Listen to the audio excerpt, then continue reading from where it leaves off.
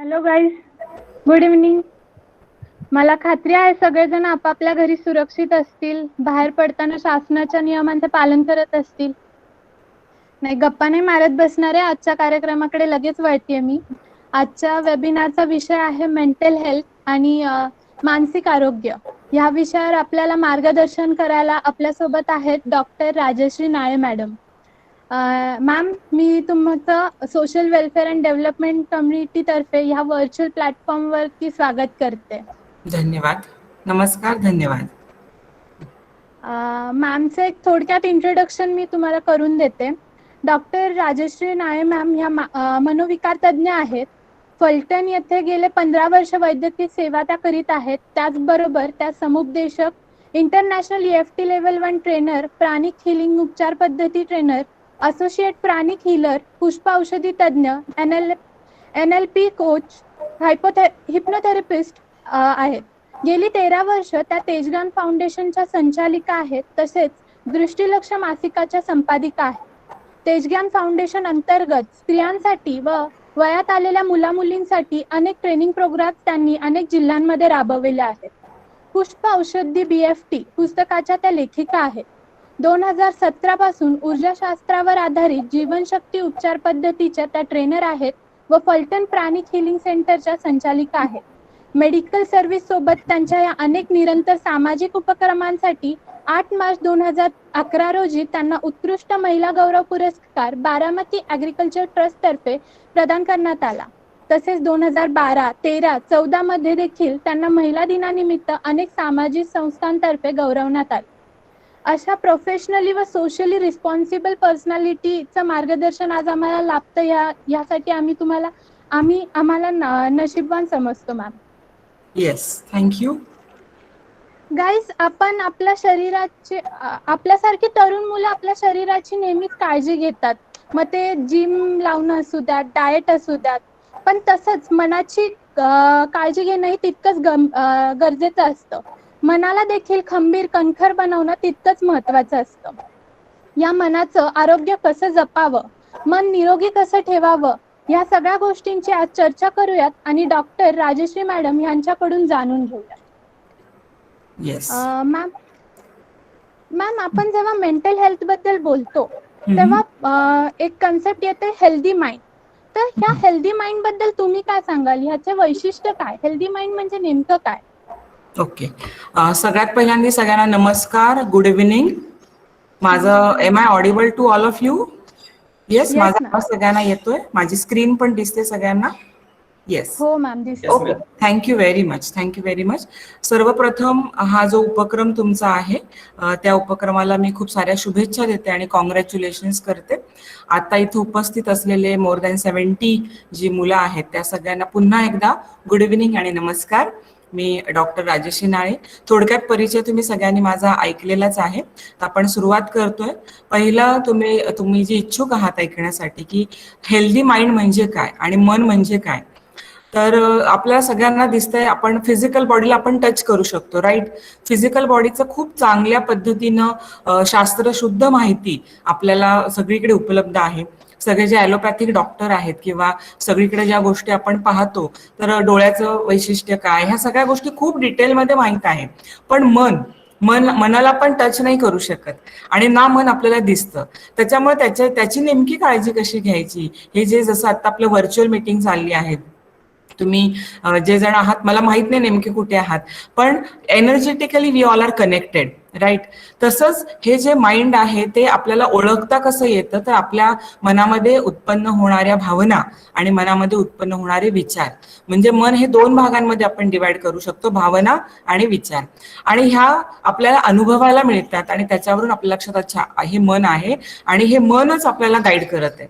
जसं काही आपण पाहिलं की conscious mind, unconscious mind, subconscious mind, super conscious mind आणि युनिव्हर्सल माइंड, असे मनाचे जर आपण कप्पे केले तर तसे बऱ्यापैकी अनेक कप्पे आपल्याला सापडतील की स्वतःचं कॉन्शियस माइंड, जे आपल्याला माहित आहे की आता माझ्या मनात काय विचार आहे, कसा होईल हा सेमिनार, नवीन उपक्रम तर चालू आहे, तर the all thoughts which we are aware of is called conscious mind, which is only 10%. आणि 90% इज अ सबकॉन्शियस माइंड, जे अंतर्मन आहे, ज्याच्यामध्ये लहानपणापासून आतापर्यंत ज्या सगळ्या विविध विचारांचे पॅटर्न, विविध घटना, वेगवेगळे एक्सपिरियन्स आपण सगळे स्टोअर केलेले असतात. Lot of files, lot of updates, आणि ते आपले रेफरन्स पॉईंट बनतात आपले जीवन पुढे करायला. तर असा प्रश्न होता की मग हेल्दी माइंड म्हणजे काय आणि अनहेल्दी माइंड म्हणजे काय? तर उत्तर अत्यंत सोपं आहे.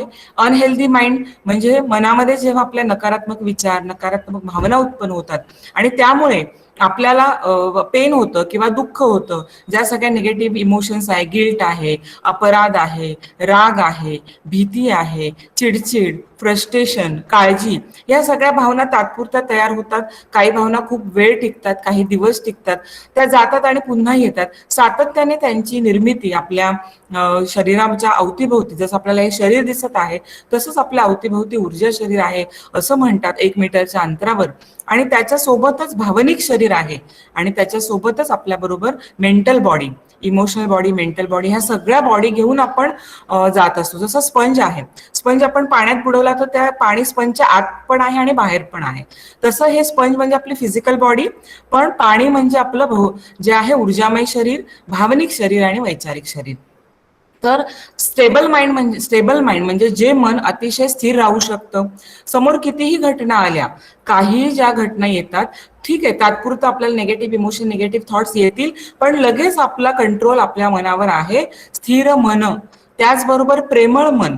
प्रेमळ मन म्हणजे जे डिवाइन लव्ह ज्याला म्हणतात किंवा कंपॅशन असं म्हणतात. तर स्वतःबद्दल आणि इतरांबद्दल नेहमी प्रेमपूर्ण जेव्हा भावना असतात, त्याचबरोबर निर्मळ निर्मळ मन म्हणजे काय? द्वेष, आपल्याला षड्रिपू माहिती आहेत, ते षड्रिपू कमीत कमी तयार होणं आणि जास्तीत जास्त निर्मळ मन असणं आणि अखंड मन असणं, हे 4 कन्सेप्ट तेजग्यान फाउंडेशनचे फाउंडर सरशी आपल्याला सांगतात. जेव्हा आपलं मन स्थिर, ताब्यात असेल, अकंप असेल, निर्मळ असेल आणि अखंड असेल, integrated, our life and our mind is integrated. जसं 4 भागामध्ये आपण डिवाइड करतो, बरोबर, इमोशन्स, थॉट, स्पीच आणि action. Look at me, emotion, thought, speech and action. जेव्हा या 4ही गोष्टी इंटिग्रेटेड होतील, that will be act as a stable mind, right? So हेच आहे आपलं स्थिर मन म्हणजे काय, तर मनाविषयी आपण ही गोष्ट समजू शकतो. आणि अशा बऱ्याच थेरपीज आहेत ज्या आपल्याला ह्या स्टेबल माइंड करण्यासाठी उपयुक्त ठरतात. येस. ओके मॅम, तुम्ही जसं म्हणालात मनाचे वेगळ्या वेगळ्या अवस्था असतात, इमोशनल, विचार, मग तसं एक डिप्रेशन हे कुठल्या साईडला येतं आणि डिप्रेशन बाकीच्या मनाच्या अवस्थांपेक्षा कसं वेगळं आहे का? बरोबर. आजकाल आपण म्हणतो की डिप्रेशन हा शब्द अत्यंत कॉमनली वापरला जातो, बरोबर आहे. हो. पण डिप्रेशन हा शब्द इतका कॉमनली वापरला नाही गेला पाहिजे. त्याच्याऐवजी आपण स्ट्रेस म्हणू शकतो. कारण डिप्रेशन ही तशी मोठी व्याख्या आहे किंवा एक मोठं इन्स्टिट्यूट म्हटल्यासारखं आपण म्हणू शकतो. तर डिप्रेशन जे आपण म्हणतो, तर त्याच्यामध्ये सातत्याने ताणतणाव एक आहे भीती, एन्झायटी, ही एक टर्मिनॉलॉजी किंवा एक संज्ञा किंवा टर्मिनॉलॉजी असं कन्सेप्ट आपण म्हणू शकतो. आणि थर्ड आपण म्हणू शकतो डिप्रेशन, बरोबर. तर स्ट्रेस जो आहे, सगळ्यांनी लक्षात ठेवा की स्ट्रेस, कोरोना जेव्हा स्टार्ट झाला किंवा आपले काही सबमिशन्स राहिले आहेत किंवा आपल्या मित्रमैत्रिणींबरोबर काही आपले वादविवाद झाले आहेत, तर त्या दिवसापुरतं आपल्याला वाईट वाटणं किंवा जास्तीत जास्त 2-3 दिवस वाईट वाटणं, मग थकवा येणं, जेवण नको नको असणं वाटणं, म्हणजे तात्पुरता त्याचा जो इफेक्ट असतो तो राहतो आणि we can come back, right. आपण लगेचच त्याच्यातून बाहेर पडतो. तो स्ट्रेस आहे. स्ट्रेस हा परमनंट राहत नाही, तो तात्पुरता राहतो आणि आपण लगेच त्याच्यातून मात करू शकतो, बाहेर पडू शकतो. मग जसं वय वेगळं वेगळं आहे, लहान मुलं, वयात येणारी मुलं, युथ जे आहेत, प्रौढ जे आहेत, ओल्ड एज आहेत, फिमेल जेंडर च्या हिशोबाने फिमेल आणि मेल, ह्याच्यामध्ये स्ट्रेसेसची कारणं वेगवेगळी आहेत, स्ट्रेसर्स. पण जेव्हा हा स्ट्रेस खूप जास्त प्रमाणात राहतो, क्रॉनिक राहतो किंवा एकदम खूप मोठ्या प्रमाणामध्ये त्याची सिव्हिरिटी जास्त असते, तेव्हा ते डिप्रेशनमध्ये नंतर कन्वर्ट होतं. मग डिप्रेशन म्हणजे काय? कमीत कमी 5 गोष्टी जेव्हा आपण म्हणतो की 5 गोष्टींवर परिणाम झालेला आहे. म्हणजे सगळ्यात महत्वाचं मूड जेव्हा सातत्याने 15 दिवसापेक्षा जास्त सततच खाली राहतो, सतत सॅडनेस फिलिंग आहे, असं हे असायला पाहिजे. बॉडीच्या लेवलला अजिबातच एनर्जी नाही असं वाटणं, कुठल्या कामामध्ये मन लागत नाहीये असं होणं, कॉन्सन्ट्रेशन कमी होणं, विसरभोळेपणा वाढणं, कधी कधी भीती वाढणं, जेवण जेवावंसं न वाटणं, वजन कमी होणं किंवा अति जेवण जाणं. तर कमीत कमी 5 गोष्टी तरी असायला पाहिजे, तरच आपण त्याला डिप्रेशन म्हणतो. आणि ह्या 5 गोष्टी कशा असायला पाहिजे? खूप दिवस आहेत, 15 दिवसापेक्षा जास्त आहेत, आणि काही जरी केलं तरी त्याच्यातून बाहेर पडत नाहीये. म्हणजे समजा एक दिवस ताण आला थोडा, तुम्ही मित्रांबरोबर गेला, एक मूवी पाहिलं, थोडंसं गप्पा मारल्या, you are now well, you are okay, you are feeling okay. That is called stress. So there is a difference between stress and depression. तर हा जो मूळ डिफरन्स आहे की डिप्रेशन हे खूप दिवसांपुरतं राहतं, आणि कितीही तुम्ही प्रयत्न केला त्याच्यातून बाहेर पडायचा तरी तुम्ही तात्पुरतं क्षणिक बाहेर पडल्यासारखं वाटतं, पुन्हा त्याच अवस्थेमध्ये जाता मनाच्या. सो हे डिप्रेशन आहे. आणि एन्झायटी म्हणजे काय? आता तात्पुरती काळजी वाटणं ठीक आहे, आता परीक्षा आली आहे आणि 15 दिवसांनी परीक्षा आणि भीती वाटायला लागली, वेगवेगळे विचार मनामध्ये यायला लागले की कसं होणार, काय होणार, होणार की नाही. तर हे तात्पुरतं. इंटरव्ह्यू आहे, सबमिशन्स आहेत, किंवा घरामध्ये काही वादविवाद झाले आहेत, तर थोडीशी अँझायटी वाटणं, तर थोडी अँझायटी नॉर्मल पण आहे, त्याच्यामुळे आपली कामं होतात.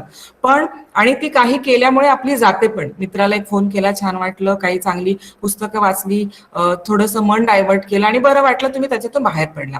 पण अँझायटी म्हणजे काय? एक नॉर्मल फिअर वेगळी, नॉर्मल भीती वेगळी, नॉर्मल थोडंसं अप्रेहेन्शन हे वेगळं, आणि अँझायटी परत परत एक मोठी संज्ञा आहे किंवा टर्मिनॉलॉजी आहे की persistence, very intense, very powerful persistence, excessive, which is unnecessary fear. बरोबर? Excessive, intense, unnecessary worries and fears, ज्या खूप दिवस टिकतात आणि काही केल्याने तुम्ही त्याच्यातून बाहेरच पडू शकत नाही. That is called anxiety. So these 3 are different terminology. जेव्हा रेग्युलर आयुष्यामध्ये आपण म्हणतो अरे मला फार डिप्रेशन आलं यार, so it is not depression, it is just a stress, it is just a momental sadness, momental anxiety, momental apprehension की आता मी कसं करू, मी थोडंसं स्टकअप झाल्यासारखं वाटतंय मला. So there is a lot of difference between stress, depression and anxiety. Okay? Okay ma'am. I hope you ma'am, all got it. Yes. Yes ma'am. Yeah. Ma'am, तुम्ही आता जे म्हणालात ते पर्सनल लेवलवरती आपण डिप्रेशन कसं ओळखू शकतो, बट समोरच्याला डिप्रेशन आलंय आणि लाईक सोशली ज्या पद्धतीने डिप्रेशन हँडल केलं जातं, एखाद्याला डिप्रेशन असेल तर मनोपचार तज्ञाकडे गेला तर एक वेगळे टॅग लावले जातात. बरोबर. सो मग त्यामुळे ती लोक फ्रीली बोलत नाहीत. तर अशा लोकांना ओळखून त्यांना बोलतं कसं करता येईल आपल्याला? बरोबर. जसं आहे की ह्याच्यात मध्ये 2-3 गोष्टी आहेत. तर आपलं स्वतःचं डिप्रेशन आपल्याला ओळखता येतं. जर आपल्याला योग्य, आणि आता गुगल बाबा आणि गुगल बाईवर सगळीच माहिती उपलब्ध असते. तरी पण ते कसं आहे, एक शॉर्ट माहिती आहे. आणि ऍक्च्युली जर तुम्हाला एक्झॅक्टली माहिती हवं असेल तर डॉक्टर गुगल म्हणजे एक पेज आहे फक्त. पण डॉक्टरांकडे अख्खं पुस्तक असतं त्याच्यावर.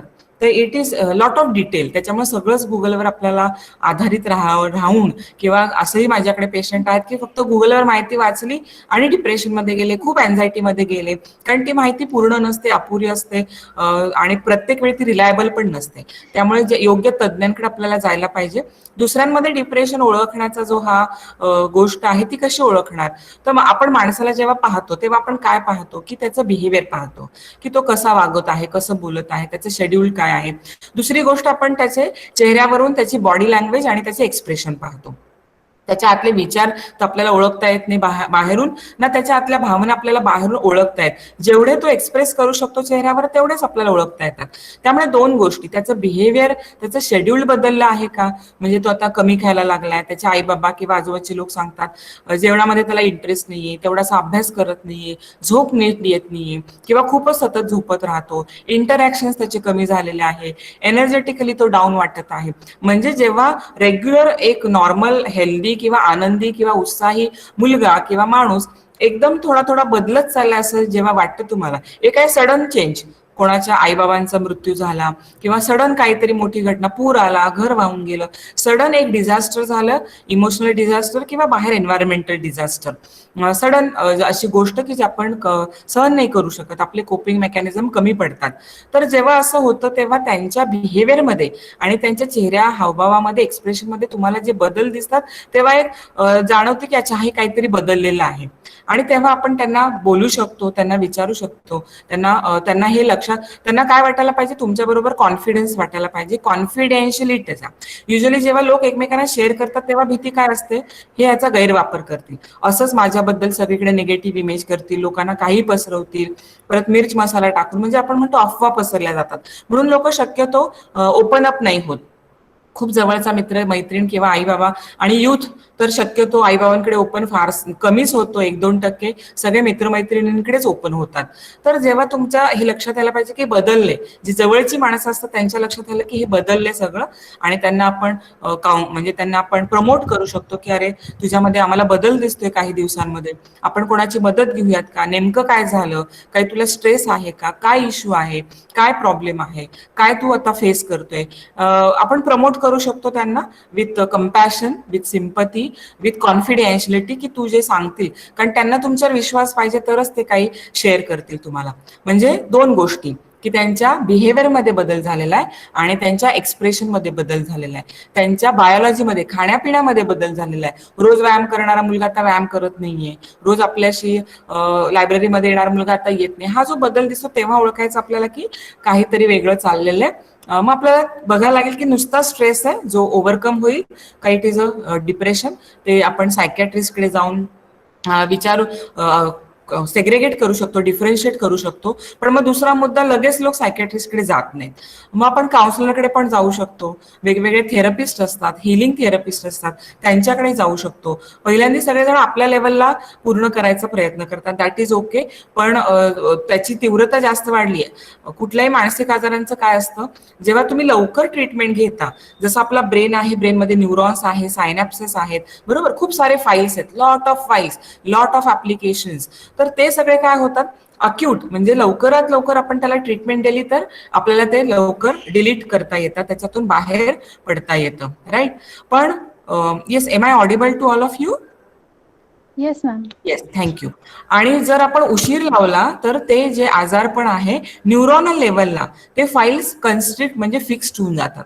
एकदा ते न्यूरॉनल लेवलला फिक्स झालं की सायकॅट्रिस्टला पण खूप दिवस ट्रीटमेंट द्यायला लागते, आणि खूप, त्याच्यामुळे जेवढं लवकर आपण औषधांची मदत घेऊ, कारण सगळे इमोशन्स, विचार, घटना यांचा जो परिणाम होतो तो आपले बायोलॉजिकल चेंजेस होतात.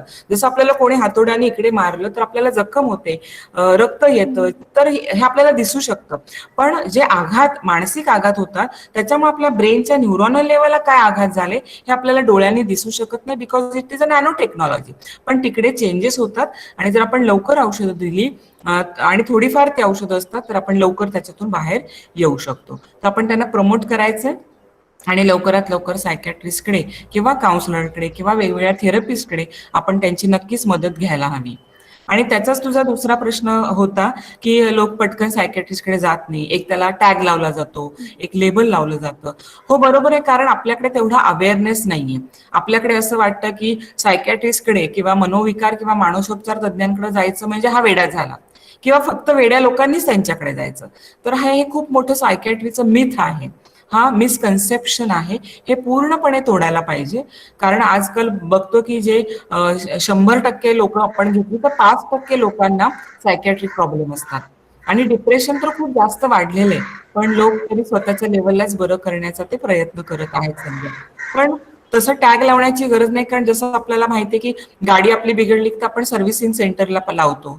जे जे आपण काम आहे, आपल्याला किराणा खरेदी करायचा असेल तर आपण विशिष्ट मॉलमधून, वाण्यांकडून खरेदी करतो, कपडे कपड्यांच्या दुकानातून खरेदी करतो, तेव्हा ह्या रोजच्या गरजा ज्या आहेत आपण त्यांच्याकडे जातो, आपल्याला काही त्याच्याबद्दल वाटत नाही. तसंच आपल्या मनाला देखील सर्व्हिसिंगची गरज असते, बरोबर, मनाला देखील बऱ्याच वेळा रिपेअरिंगची गरज असते, आणि आपण योग्य, म्हणजे psychiatrist is a servicing centre of mind असं आपण म्हणू शकतो. Rather all type of counselor, there are many type of counselor, there are many type of counseling therapies, there are many type of healing therapies.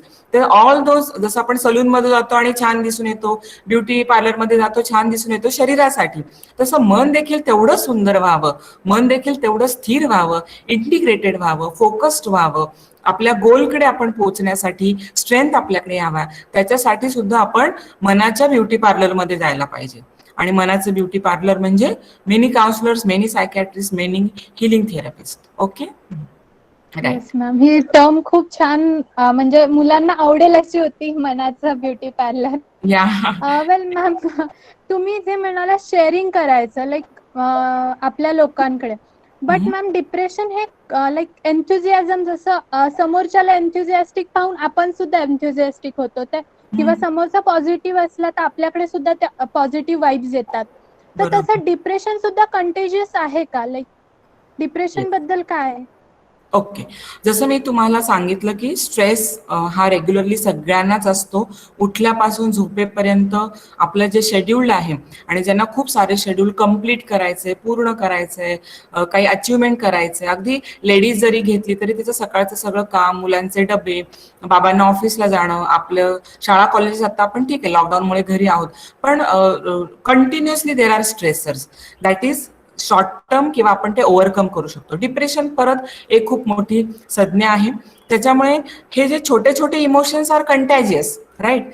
Stress may be contagious, stressors are not contagious. Stressors म्हणजे काय, ज्या गोष्टीची coping कमी वाटतं, आपण कमी पडतोय असं वाटतं, आणि ते स्ट्रेसर्स प्रत्येकाच्या आयुष्यामध्ये वेगवेगळे असतात, पण कॉमन स्ट्रेसर्स पण सगळ्यांना आहेत. त्याच्यामुळे निर्माण होणारे इमोशन्स जसं गिल्ट, थोडीशी भीती, थोडंसं सॅडनेस, थोडं एकदम घाबरल्यासारखं वाटणं, ह्या ज्या गोष्टी आहेत, ॲप्रिहेन्शन, अँटिसिपेटरी अँझायटी, ह्या कंटॅजियस आहेत. स्ट्रेसर्स आर नॉट कंटॅजियस, पण डिप्रेशन इज नॉट कंटॅजियस. कारण डिप्रेशन कंटॅजियस का नाहीये, कारण ते अफेक्ट व्हायला प्रत्येक माणूस वेगळा आहे. प्रत्येक माणसाच्या डिप्रेशनचं जे मूळ आहे ते वेगळं आहे. जीन्स त्याचे वेगळे आहेत, जेनेटिक्स वेगळे आहेत, त्याचे आई बाबा वेगळे आहेत, तो ज्या घरातून आलेला आहे, त्याला वातावरण कसं मिळालेलं आहे, त्याचे मित्रमैत्रीण कसे आहेत, त्याचे कोपिंग मेकॅनिझम्स कसे आहेत, त्याची इनर स्ट्रेंथ किती आहेत, त्याचं सामाजिक वातावरण कसं आहे, त्याला हेल्प किती मिळते. तर ह्या सगळ्या गोष्टींवर त्याचा अटिट्यूड कसा आहे, त्याचे न्यूरॉनल, जसं आपण म्हणतो की डिप्रेशनचं जे मूळ कारण आहे की त्याला स्वतःबद्दल सेल्फ इमेज कशी आहे, पहिलं तो वर्ल्डला, जगाला कसं बघतो आणि तो फ्युचरला कसा बघतो. या 3 गोष्टी सगळ्यांनी लक्षात ठेवा, सगळ्यांनी लक्ष द्या. लुक ॲट मी. एक तो स्वतःबद्दल कसे विचार करतो, एक तो जगाबद्दल कसे विचार करतो, आणि तो स्वतःच्या फ्युचरबद्दल कसं विचार करतो. या 3 गोष्टींमध्ये जेव्हा निगेटिव्हिटी असते की काही जरी झालं तरी काही लोक नाही, मला जमणार नाही, मला जमणार नाही, नाहीचा पाडा, भीतीचा पाडा काही लोकांचा असतो, आणि काही लोक एकदम बिंदास असतात. अगदी परीक्षेच्या आधी महिनाभर अभ्यास करूनही टॉपर होणारी लोक आहेत, जी वर्षभर रखडून करडून अभ्यास करूनही नापास होणारी मुलं, म्हणजे सगळ्या प्रकारची युनिक पर्सनॅलिटीज आपण बघतो. तर ह्या 3 गोष्टींवर त्या माणसाचं डिप्रेशन होणार आहे की नाही त्याला ते अवलंबून आहे. त्यामुळे depression is not contagious, stressors are not contagious, anxiety is not contagious, but little emotions like थोडंसं चांगलं नाही वाटत आहे, हा एखादा आनंदी चेहरा बघितला तुम्हालाही आनंद वाटतो. एखादा आता मूव्ही बघायला गेला आणि तुम्ही कुठला सीन बघितला, छिछोरेचा सीन काही सीन पाहिले की तुमच्या डोळ्यात पाणी टपकतं. So emotions are of course they are contagious, right. एखादा तुमच्या घरात कोणी रागावून बोललं तर तुम्ही रागावून बोलता, बिकॉज अँगर इज कंटॅजियस. आईची आणि बाबांची चिडचिड होत असेल तर तुमची मित्रांबरोबर चिडचिड व्हायला लागते, आणि मग मुलं मित्रमैत्रिणी विचारतात काय झालं तुला, एवढा फ्रस्ट्रेटेड काय, अरे घरामध्ये असा वाद झाला, आणि तेच चिडचिड घेऊन तुम्ही पुढे आला. बाबांचं काही डिप्रेशन किंवा घरात काही ताणतणाव वाटला तर तुमचाही मूड ऑफ होतो. So emotions are contagious, but stressors and depression and anxiety is not at all contagious. It will depend upon personality, personal factor, genetic factor, and त्यांचे perceptions, right? Okay. Ma'am, next आता तुम्ही personalities, genetic factors म्हणालात, त्यानुसार women's आणि men's मध्ये depression कसं वेगळं असतं? लाईक असं म्हटलं जातं की वुमेन मध्ये डिप्रेशन जास्त असतं, तर हे खरं आहे का? नाही, हे खरं नाहीये. कारण काय आहे, जसं इतक्या स्टडीज केल्या जातात, कुठली गोष्ट आपण बघतो की कुठले जे आपले थिसिस आहेत, बुक्स आहेत, इंटरनॅशनल डायग्नोस्टिक स्टॅटिस्टिक्स आहे, ह्या सगळ्यासाठी आपण बघतो की एवढी भली मोठी आपली पुस्तकं असतात, प्रत्येक आजारावर भरपूर काम झालेलं असतं, खूप सारे रिसर्चेस झालेले असतात, खूप सारे लोकांवर त्यांनी काम केलेलं असतं. तर असं कुठेही आमच्या पुस्तकांमध्ये लिहिलेलं नाही की females are more prevalent for the depression. So this is also myth in the psychiatry, की हे मिसकन्सेप्शन आहे की फिमेल डिप्रेशनसाठी हे आहे, जास्त प्रिव्हॅलंट आहेत. So it is not like that, but of course there is a difference in hormones, right. तर जसं मेल्समध्ये आपण बघतो की टेस्टेस्टेरॉन हार्मोन जास्त आहे, ऑक्सिटोसिन हे हार्मोन त्यांच्यामध्ये नाहीये, अत्यंत कमी प्रमाणामध्ये. लेडीजमध्ये ऑक्सिटोसिन हार्मोन जास्त प्रमाणात आहे, इस्ट्रोजन हार्मोन जास्त प्रमाणात आहे, बरोबर. लेडीजला मंथली पिरियड्स आहेत किंवा प्रेग्नन्सी आहे, कन्सेप्शन आहे, डिलिव्हरी नंतर फीडिंग आहे, त्याच्यानंतर मेनोपॉज आहे, मेनार्की आहे. So her life and her body is continuously under the changes of hormone. सातत्याने एक रिदमिक चेंजेस हार्मोन्समध्ये त्यांच्या बॉडीमध्ये होतात आणि हे हार्मोन्स जे आहे त्याच्यामुळे she is prevalent for the little sadness, irritability, frustration. म्हणजे जसं मेन्सेसच्या आधी थोडं चिडचिड होणं, राग येणं, वैताग येणं, मेनार्की नंतर तसं होणं, मेनोपॉजच्या आधी ह्या गोष्टी घडणं, डिलिव्हरीच्या वेळेस, डिलिव्हरीच्या नंतर, तर ह्या सगळ्या गोष्टी सतत घडत राहतात बिकॉज ऑफ हार्मोनल चेंजेस. पण हे पुन्हा तात्पुरतं आहे. It is not depression. हे पुन्हा तात्पुरतं आहे. It can be overcome with some psychiatric drug, anti depression drug, as well as counselling, as well as other therapies. But the terminologies जसं सांगतात की फिमेलमध्ये सॅडनेस किंवा डिप्रेशन जास्त प्रिव्हॅलेंट आहे. So it is not at all like that. Again it will depend upon the stressors. Again it will depend upon the personality. ती personality कसा विचार करते, कशा तिची ॲटिट्यूड आहे. जर वेगवेगळ्या घटना, समजा एक लेडीज आहे तर आपण बघतो की ऑफकोर्स आता जेंट्स त्यांच्याच घरात असतात, लेडीज लग्न होऊन आपल्या हजबंडच्या घरी जाते तर तिला कोपिंग खूप आहेत आणि कल्चरल डिफरन्सेस आहेत. हे सगळं तिला सहन करताना नेमकं कसं करायचं ह्याच्यासाठी तिच्या जे चॅलेंजेस आहेत ते जास्त आहेत. तिचे चॅलेंजेस जास्त आहे, तिचे एक्सप्रेशन ऑफ वे आहे तो सेन्सिटिव्ह आणि इमोशनल आहे. पण it is not like that की ती डिप्रेशनला जास्त प्रिव्हॅलंट आहे. तर ह्या गोष्टी पुन्हा त्याच्यावरच अवलंबून राहतात. Rather than I will say की शी इज काय म्हणतात आपण, शी इज प्रोटेक्टेड. कारण इस्ट्रोजन हार्मोन असल्यामुळे she is protected from the heart attack. जसं आपण बघतो की हार्ट अटॅक हा जेंट्समध्ये जास्त प्रिव्हॅलंट आहे आणि लेडीजमध्ये कमी आहे because of her estrogen hormones, oxytocin hormone. या 2-3 हार्मोनमुळे तिची बॉडी प्रोटेक्टेड राहते हार्ट अटॅक पासून. आपण असंही बघितलं आहे की बऱ्याच लेडीजचे हजबंड लवकर डेथ झाल्यानंतर त्यांचं जे विडोशिप आहे तर the lady is handling the child as well as पूर्ण त्यांचं economy as well as the society. तर असं मी पाहिलेलं आहे की माझ्या या गेल्या 17-18 वर्षाच्या प्रॅक्टिसमध्ये पाहिलं आहे की इतक्या लेडीज ज्यांचं डिवोर्सी आहेत किंवा ज्यांचे हजबंड वारलेले आहेत आर्मीमध्ये इकडे तिकडे, तरी पण त्यांनी खूप मोठ्या पद्धतीने आणि खूप स्ट्रेंथनी पूर्ण लाईफ बॅलन्स केलेला आहे. जसं आपण बघतो की संसार म्हटले की हजबंड आहे, वाईफ आहे, वाईफचे काही रोल्स आहेत, हजबंडचे काही रोल्स आहेत आणि ह्या 2 रोलचं एकत्रीकरण येऊन एक चांगल्या पद्धतीचं संसार चालतो, मुलांना चांगले संस्कार दिले जातात. तर प्रत्येकजण आपापला रोल करत असतो. पण जेव्हा एक स्पाऊस जातो डिवोर्समुळे, सेपरेशनमुळे, मिसकन्सेप्शनमुळे किंवा डेथमुळे, तेव्हा दुसरा स्पाऊस जो आहे तो कसा हँडल करणार आहे संसार, मुलं त्याच्याकडेच आहेत. तर लेडीजमध्ये उलट जास्त स्ट्रेंथ आहे, inner strength, because she has a lot of tolerance. सहनशीलता तिच्यामध्ये जास्त कॅपॅसिटी दिलेली आहे. Okay, right. मॅम, आपल्या एक ऑडियन्स कडून क्वेश्चन आहे. Does depression exist in animals or is it just normal traumatic experiences? ॲनिमल्समध्ये डिप्रेशन आहे का? येस, ॲनिमलमध्ये सुद्धा डिप्रेशन असतो.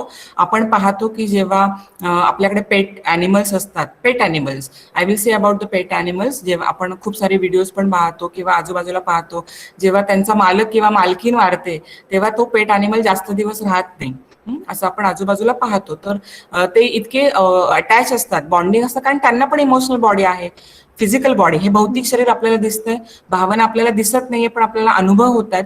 तसं ॲनिमल्सला पण फिजिकल बॉडी आणि इमोशनल बॉडी आहे. त्यामुळे त्यांचे स्वतःचे जेव्हा हरिण आहे, वाघ आहे, सिंह आहे, त्यांची मुलं जातात तेव्हा त्यांना देखील आता डिप्रेशन हे कसं म्हणणार आपण, बरोबर, पण त्यांना ते इमोशनल फिलिंग्स आहेत असं आपण म्हणतो. परत तेच आहे, depression is a big terminology. तर इमोशनल फिलिंग, सॅडनेस, वाईट वाटणं, ग्रीफ, या गोष्टी त्यांच्यामध्ये पण आपण पाहतो. Yes, so answer is yes. Okay okay. Yes ma'am, how are hobbies play role in depression? म्हणजे हॉबीज आपल्याला पॉझिटिव्ह, आपल्या माइंडला पॉझिटिव्ह वे कडे डायव्हर्ट करू शकतात का? Yes, definitely. कारण जेव्हा आपण बघतो की बायोफिजिओलॉजी म्हणजे ठीक आहे, डिप्रेशन म्हणजे काय की स्ट्रेसर्स, डिप्रेशन, आपण डिप्रेशनमध्ये आहोत. कशामुळे आहोत? समजा एखादा व्यक्ती, तर स्ट्रेसर्स आहेत. स्ट्रेसर्स कोणकोणते आहेत? असे लाईफचे मेकॅनिझम, जी लाईफ फेज आहे. लहान मुलं असेल तर त्याला शाळेत जायचा स्ट्रेस आहे, बरोबर, खूप सारा होमवर्क आहे त्याचा स्ट्रेस आहे. आजकाल आपण बघतो की लहान मुलांनाही डिप्रेशन, सायकोसिस या वेगवेगळे आजार पण आपण पाहत आहोत. तर त्याचे त्यांना स्ट्रेसेस आहे आता आपण पाहत आहोत. तर हे स्ट्रेससमुळे जे डिप्रेशन येतं, तर त्या आपण त्या डिप्रेशनमुळे आपण बघतो की काय होणार आहे. तर will you repeat your question please? Ma'am hobbies आपल्याला तर हॉबीज जे आहेत तर डिप्रेशन कशामुळे येतं? केमिकल चेंजेस झाल्यामुळे, बरोबर. तर जसं न्यूरोनल चेंजेस आहेत तसं केमिस्ट्री पण बदलते. आपल्याकडे विशिष्ट प्रकारचे न्यूरोकेमिकल्स आहेत, हार्मोन्स आपल्या ब्रेनमध्ये आहेत. तर जे हार्मोन्स बदलतात, डोपामिन, सिरोटोनिन, ऑक्सिटोसिन, एन्डॉर्फिन्स, हे वेगवेगळे हार्मोनांची लेवल कमी होते. तर हॉबीज काय करतो? हॉबीज हे हार्मोन्स वाढवतात. जेव्हा एखादा चित्र काढतो, बरोबर, तेव्हा तो काय असतो? प्रेझेंटमध्ये असतो पूर्ण. त्या क्षणी समजा 2 तास तो व्यक्ती, तो मुलगा, ती मुलगी चित्र काढत आहे. अर्धा तास ती मुलगी, तिला डान्सिंगची आवड आहे, ती अर्धा तास ती डान्स करत आहे. एखाद्याला नेचरची आवड आहे, एखादा अर्धा तास नेचरमध्ये फिरत आहे, बरोबर. तर त्याच्या ज्या ज्या पद्धतीच्या हॉबीज आहेत, क्रिएटिव्हिटी, तर अर्धा तास, पाऊण तास, 1 तास तो व्यक्ती काय पूर्ण प्रेझेंटमध्ये आहे. मनाची टेंडन्सी काय आहे? एक तर फ्युचरमध्ये किंवा पास्टमध्ये. मन सातत्याने फ्युचरमध्ये जाणार की काय होणार, काय होणार, काय होणार, करिअर नीट होईल का, माझा संसार कसा असेल, माझा प्लॅन किती मिळेल मला, बरोबर, मला कशी नोकरी मिळेल, कुठे असेल मी, मला तर फॉरेनला सेटल व्हायचंय, कोरोनामध्ये तर आता शक्यच नाहीये 2-3 वर्ष, इथे मी काय करणार. तर सातत्याने फ्युचरच्या एन्झायटी असणं, किंवा मग पास्टमध्ये असं झालं, तसं झालं, मित्रमैत्रिणी नीट वागले नाही, आईबाबांचं असं आहे, बाबा अल्कोहोलिक आहे, घरातलं वातावरण नीट नाही. तर सातत्याने मनाची टेंडन्सी एकतर फास्टमध्ये राहा किंवा फ्युचरमध्ये राहा. मन खूप कमी वेळा प्रेझेंटमध्ये राहतो आणि प्रेझेंटमध्ये मन राहत नाही, त्यामुळे आपली कॅपॅसिटी मनाची, पॉझिटिव्ह हार्मोनची कमी होते. हॉबीजमध्ये काय होतं? हॉबीजमध्ये ते व्यक्ती प्रेझेंटमध्ये आहे. जसं meditation. What is meditation? Meditation is a prolonged concentration. Prolonged concentration, and after with the prolonged concentration, there is an expansion of awareness. तर ह्या 2 गोष्टी झाल्यानंतर तुम्हाला मेडिटेशनमध्ये तुमचं कॉन्शियसनेस एक्सपांड झाल्यासारखं अनुभूती येते. आता आपण जे बोलतोय, ऐकतोय, तर आपल्या कॉन्शियस माइंडचा वापर करतोय, which is only 10%. 90% is a subconscious mind. त्याच्यानंतर अनकॉन्शियस माइंड आहे, त्याच्यानंतर सुपर कॉन्शियस माइंड आहे, त्याच्यानंतर युनिव्हर्सल कॉन्शियसनेस आहे. तर मेडिटेशनमुळे कॉन्शियस माइंड, बरोबर, सबकॉन्शियस माइंड, अनकॉन्शियस माइंड, आपण खालून वर करूयात.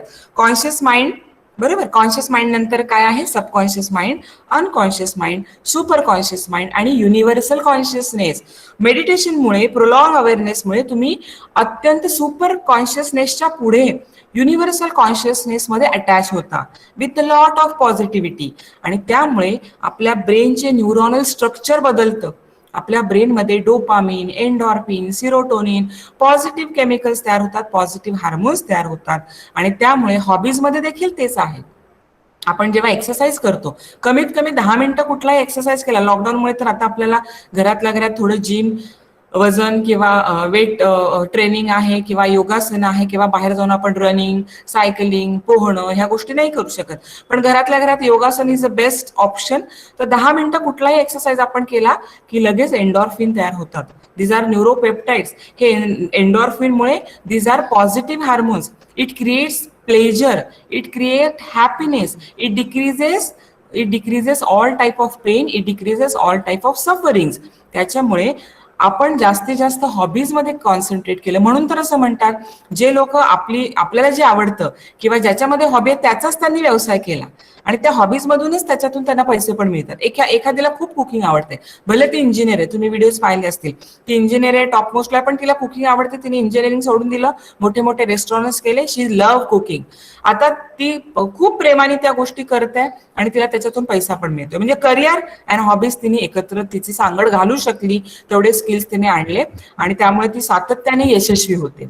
कारण यशस्वी व्हायला काय पाहिजे?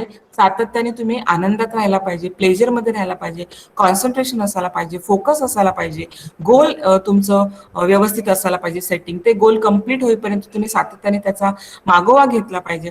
त्यामुळे हॉबीजमध्ये असल्यामुळे प्रेझेंटमध्ये माणूस राहतो आणि हॅपी हार्मोन्स वाढतात. त्यामुळे डिप्रेशनची चान्सेस खूप कमी होतात. कुठलाही स्ट्रेसर्स आला, युजली काय होतं, ताणतणाव आला की दोन दोन चॉईसेस असतात माणसाकडे, एक तर हेल्दी और अनहेल्दी. मग अनहेल्दी चॉईसेस म्हणजे काय? ऍडिक्शन, व्यसनं, cigarette smoking, alcohol, drinking, pornography, what is it is. तर तो सातत्याने काय जातो, निगेटिव्ह अनहेल्दी वे ऑफ मेकॅनिझमकडे जाऊ शकतो. Or healthy mechanisms, coping. Every time we have two choices, healthy और अनहेल्दी. जसं जसं तो व्यक्ती अनहेल्दी चॉईसकडे जायला लागतो तसं तसं त्याचे कोपिंग मेकॅनिझम कमी होऊन सायकोलॉजिकल प्रॉब्लेम्स, डिस्टर्बन्सेस येणार, सक्सेस कमी मिळणार, इफिशियन्सी कमी होणार, फायनान्सेस कमी होणार, रिलेशनशिपमध्ये तो चांगलं रिस्पॉन्ड करू शकणार आहे. म्हणजे ओव्हरऑल जे आपलं लाईफ व्हील आहे, लाईफ व्हील सगळ्यांना माहिती आहे, आपण सेंटरला राहिलो तर आपले 5 क्षेत्र आहेत. आपलं शरीर, आपलं मन म्हणजे मन, भावना आणि विचार, आपले फायनान्सेस, करिअर, आपला समाज, आपले मित्र मैत्रीण, फॅमिली आणि स्पिरिच्युअलिटी. हे आपलं जे लाईफ व्हील आहे त्या लाईफ व्हीलमध्ये सगळीकडेच कमी पडतो. त्यामुळे हॉबीज असणं ही खूप चांगली गोष्ट आहे, नसल्या तर ते क्रिएट करणं चांगली गोष्ट आहे, आणि त्या हॉबीज सतत मेंटेन करणं हे खूप चांगली गोष्ट आहे. त्यामुळे आपल्याला खूप सारे सायकोलॉजिकल डिस्टर्बन्सेस, सायकोलॉजिकल इलनेसेस पासून आपल्याला ते नक्कीच प्रोटेक्ट करतात. Yes, okay. मॅम, ऑडियन्स मधूनच अजून एक क्वेश्चन आहे की ह्युमन बीइंग्स न्यूरल सिस्टीम सगळ्यात जास्त डेव्हलप्ड आहे प्लॅनेटवरती, तरी सुद्धा डिप्रेशनचा हा प्रॉब्लेम जास्त ह्युमन बीइंग्स मध्येच का दिसतो? Yes, because human being have not mastered his emotion. Human being still not master their thought. बरोबर. जरी आपली बॉडी आहे आणि न्यूरॉनल सिस्टीम आहे ती फिजिकल बॉडीमध्ये आहे, पण along with the physical body we have mind, we have ऊर्जा म्हणजे energy, and in mind we have emotions and thought. Right. तर इमोशन्स आणि थॉट्सवर मास्टरी नसल्यामुळे आपण डिप्रेशनमध्ये प्रिव्हेंट होतो. सो आपण ऍस्पिरेशन केलं पाहिजे, how I will control my emotion, how I will control my thoughts, high will be more positive in emotion and thoughts. ह्याचे काय टेक्निक्स आहेत, काय टेक्नॉलॉजी आहे, हे जेव्हा आपण मास्टरी त्याच्यावर मिळवतो, जसं नवीन नवीन सायकल शिकतो आपल्याला मास्टरी नसते, नवीन नवीन पोहायला जातो, छोट्या छोट्या गोष्टी त्या आपल्याला मास्टरी नसते. एक अख्खं 4थी पास व्हायला, 5वी पास व्हायला अख्खं वर्षभर आपण पूर्ण 5-6 टॉपिक्सवर अभ्यास करतो आणि मग त्याच्यावर थोडी मास्टरी मिळते. तरी पण मग कोणाला 35%, कोणाला 40%, कोणाला 75%, कोणाला 95%. Because we have not yet mastered our mind, so we are prevalent for depression, right? Yes. Ma'am, आजकालच्या युथ मध्ये हा सुद्धा ऑडियन्सचा प्रश्न आहे की आजकालच्या युथ मध्ये सोशल मीडियामुळे एक पर्सनल लेवलवरती स्ट्रेसचं, डिप्रेशनचं प्रमाण वाढतंय, तर ते हँडल कसं करायचं? बरोबर. कारण सोशल मीडिया अगेन व्हर्च्युअल, त्याच्यामध्ये महत्वाचा जो मुद्दा आहे डिसर्नमेंट. डिसर्नमेंट म्हणजे काय? विवेक शक्ती. म्हणजे काय? एक गाळणी घ्या. बरोबर. चहा जरी केला तरी आपण गाळून घेतो, पाणी गाळून घेतो, चांगल्या गोष्टी गाळून घेतो, भाजी घ्यायला गेलो तरी आपण निवडून घेतो, शर्ट आणि काय खरेदी करायला गेलो तर आपण निवडून घेतो, आपण सगळं निवडून घेतो, आपल्याला जे आवडतं ते आपण निवडून घेतो. तसंच ह्या जगामध्ये खूप साऱ्या गोष्टी चालल्यात, निगेटिव्ह पण आहेत, पॉझिटिव्ह पण आहे, सगळ्या गोष्टी चालल्यात, सगळ्या प्रकारचे रिलेशनशिप्स आहेत, मीडियामध्ये सगळ्या गोष्टी आहेत. तर मीडियामध्ये काय आहे, जसं मास्क असतो, आपला ओरिजिनल चेहरा आणि आपण मास्क लावल्यावर कसं दिसतो, आपला ओरिजिनल चेहरा आणि आपण मेकअप केल्यावर कसं दिसतो, तसं सोशल मीडियावर लोक प्रयत्न करतात की आपण चांगलं दिसावं. बरोबर. माझ्या आयुष्यात कसं सगळं छान चालू आहे हे दाखवण्यासाठी जास्तीत जास्त प्रयत्न करतात की जेणेकरून मला लोकांनी अप्रिशिएट करावं, मला अटेंड करावं, किंवा माझं कसं छान चाललंय, मी कसा मास्टर आहे या गोष्टीमध्ये, माझ्याकडे कशा या सगळ्या गोष्टी आहेत, मी कसा आनंदात राहतो, हे ते दाखवण्याचा प्रयत्न करतात. पण इट डज नॉट मीन की त्यांचं रिअल आयुष्य तसंच आहे. बरोबर.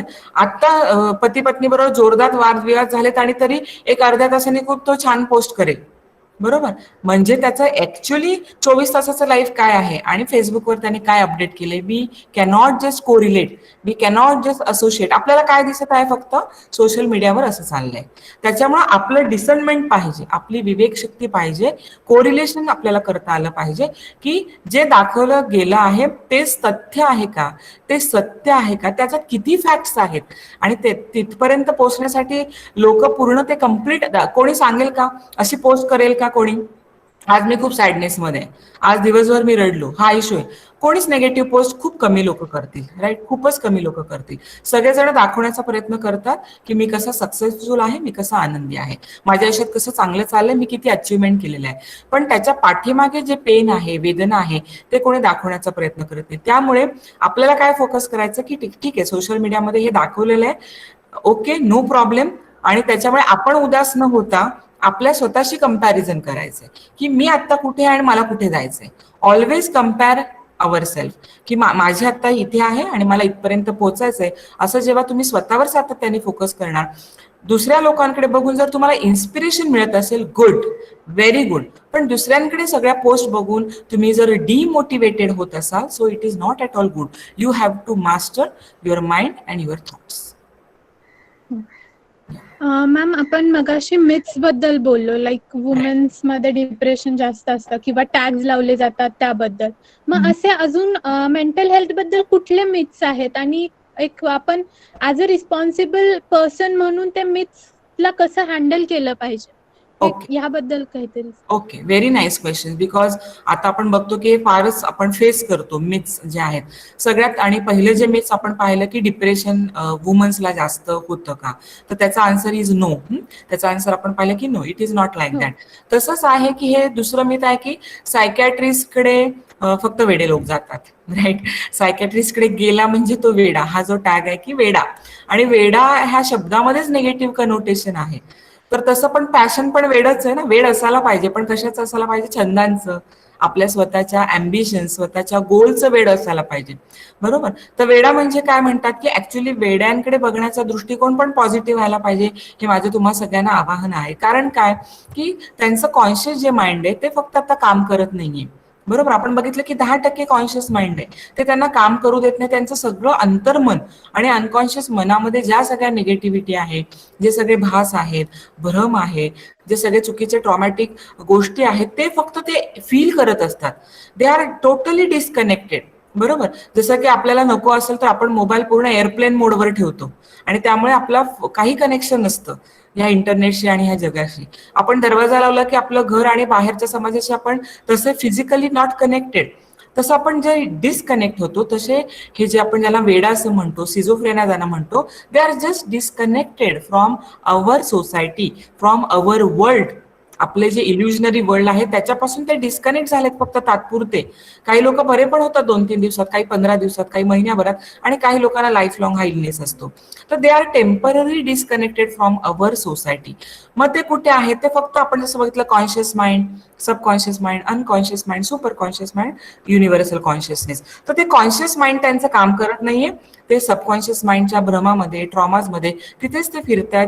त्यांना ते खरं वाटतंय, हॅल्युसिनेशन्स आहे, भ्रम आहे, आणि ते त्याच्याबरोबर चर्चा करत राहिलेत असं आपण पाहतो. तर आपल्याला त्यांच्याबरोबर खूप कंपॅशन असायला पाहिजे, त्यांच्याबरोबर सिम्पथी असायला पाहिजे. त्यांच्या घरातल्या लोकांना कितीतरी प्रॉब्लेम्स येतात केअरटेकिंगमध्ये, त्या लोकांना सिंपती देऊन त्यांना योग्य मार्गदर्शन आपल्याला देता आलं पाहिजे. तर पहिलं जे मिथ आहे की सायकॅट्रिस्टकडे गेला म्हणजे वेडा, किंवा फक्त वेड्या लोकांनी सायकॅट्रिस्टकडे जायला पाहिजे, तर वेड्याची डेफिनेशन आधी क्लिअर करा.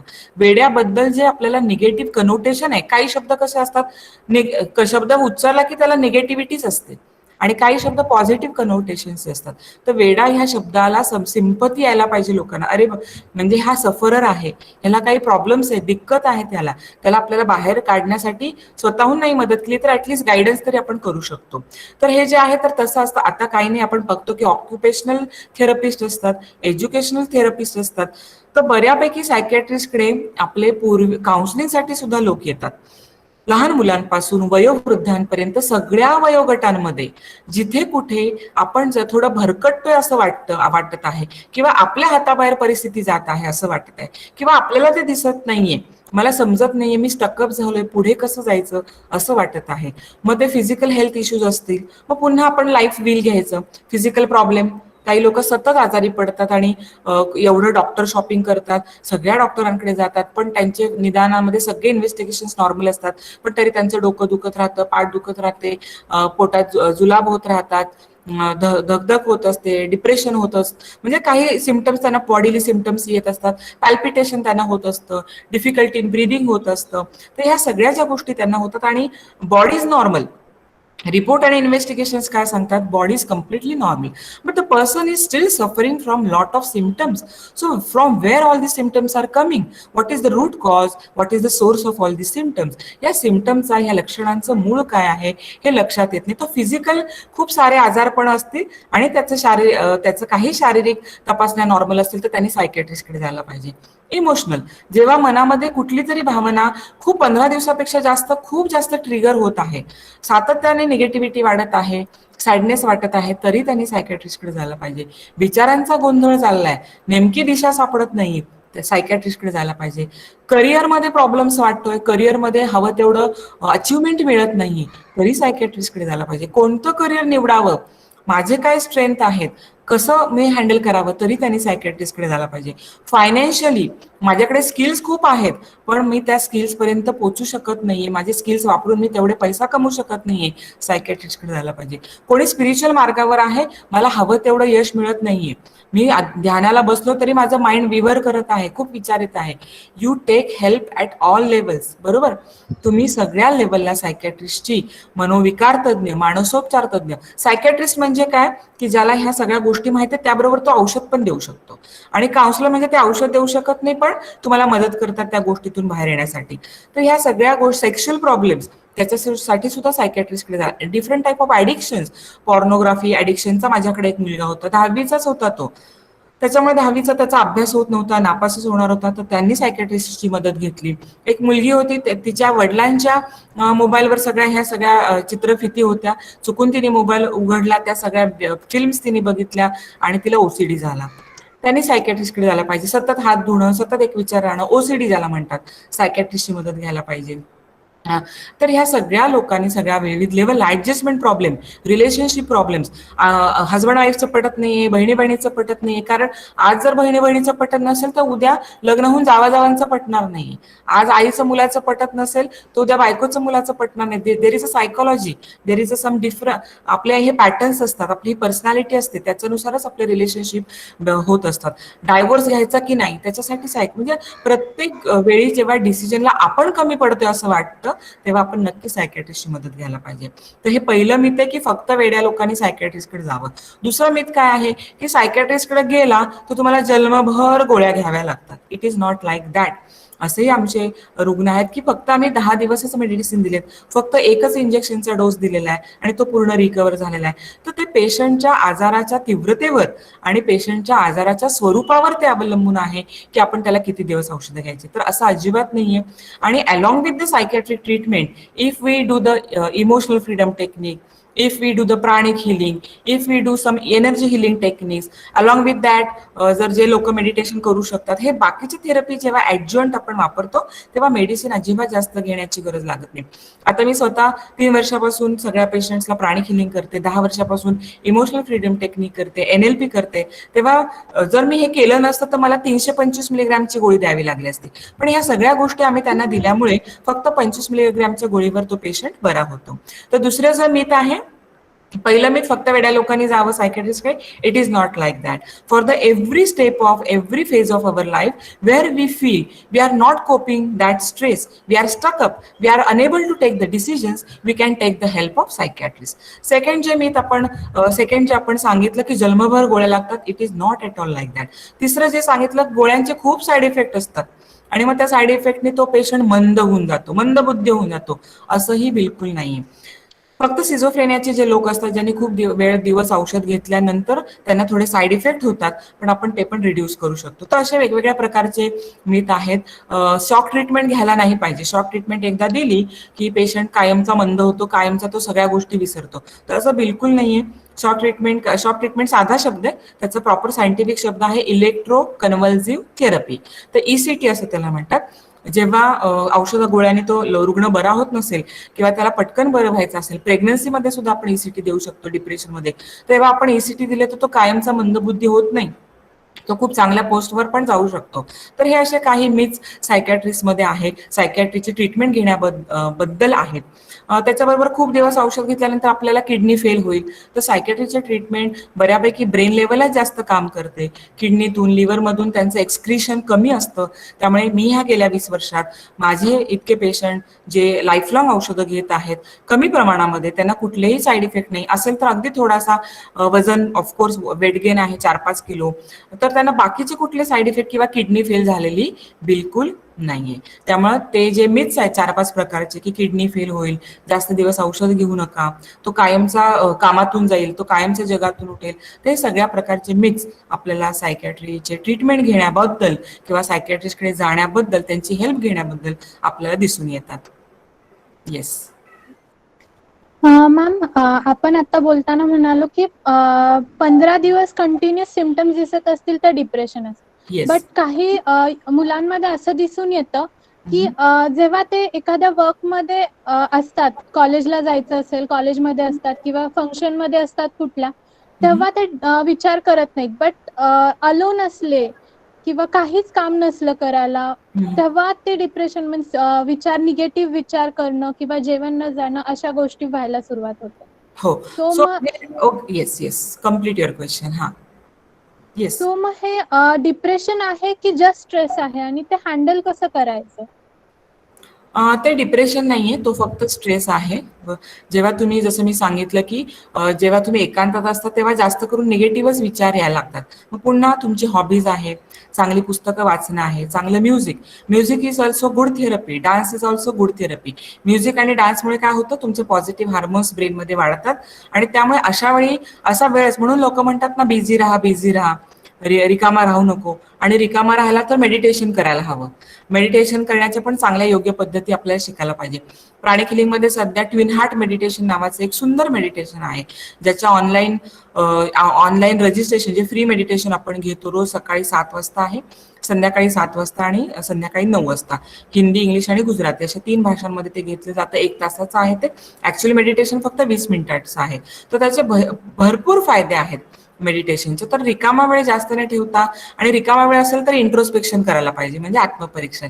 आणि ते पण लिहून करायला पाहिजे की माझे हे 5 लाईफ व्हील आहेत, मला काय काय घ्यायचं, गोल्स काय माझे असले पाहिजेत, आणि ते गोल अचीव्ह करण्यासाठी ऍक्शन प्लॅन करायला पाहिजे.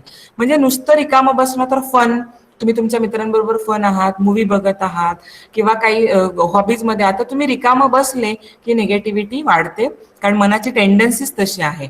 पॉझिटिव्ह गोष्टी, कारण पर्स्पेक्टिव्ह तसा आहे की काही गोष्ट सातत्याने निगेटिव्ह कसं झालंय, तो कचरा, कारण त्याचा जसं आपण तराजू बघतो, तराजूच्या एका बाजूला पॉझिटिव्ह आहे आणि एका बाजूला निगेटिव्ह आहे. तर जास्त करून निगेटिव्हचं पारडं जड असल्यामुळे, त्याची एनर्जी स्ट्रॉंग असल्यामुळे माणूस शांत बसला की त्याला निगेटिव्हिटी जास्त आठवत राहते. म्हणून लोक सांगतात, शांत राहू नको, काहीतरी बिझी राहा, हॉबीमध्ये तरी राहा, मेडिटेशन तरी कर, फन तरी, एन्जॉयमेंट किंवा गुड क्रिएटिव्ह ऍक्टिव्हिटी असं करायला पाहिजे.